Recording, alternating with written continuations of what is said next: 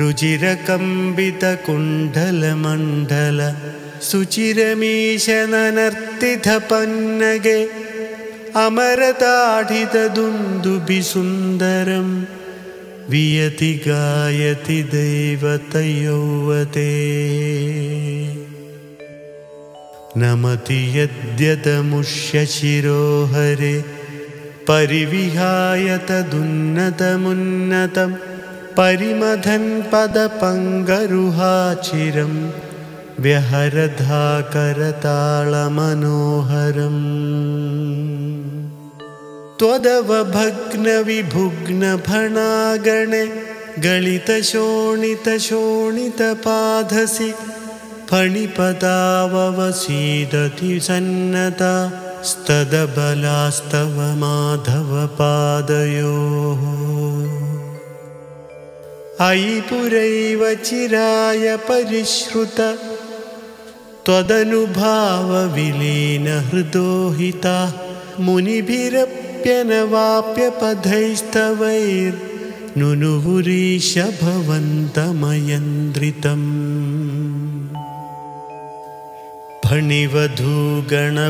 फणिवधूगणभक्तिविलोकन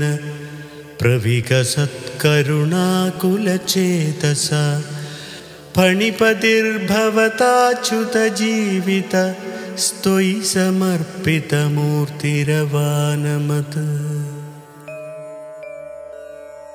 रमणकं व्रजवारिधिमध्यगं हणिरिपुर्नकरोति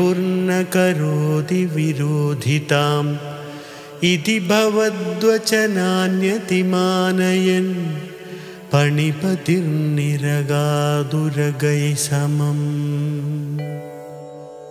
फणिवधूजनदत्तमणिव्रज ज्वलितहारदुकूलविभूषित तडगतै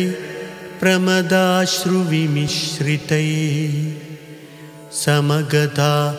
स्वजनैर्दिवसावधौ निशिपुनस्तमसा व्रजमन्दिरं व्रजितुमक्षमयेव जनोत्करे स्वपति तत्र भवच्चरणाश्रये तव कृशानुररुन्धसमन्ततः प्रबुधितानथ पालय पालय च्युदयदार्तरवान् पशुपालकान् अवितुमाशुपपाधमहानलं किमिह चित्रमयं खलु ते मुखम् शिखिनिवर्णत एव हि पीतता परिलसत्यधुना क्रिययाप्यसौ